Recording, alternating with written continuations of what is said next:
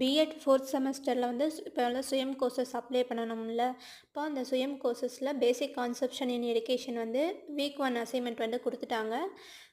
அதை வந்து நீங்கள் இது பண்ணிக்கோங்க. அந்த டெஸ்ட் வந்து நான் வந்து கரெக்டாக பார்த்து கூகுளில் சர்ச் பண்ணி இது பண்ணியிருக்கேன்.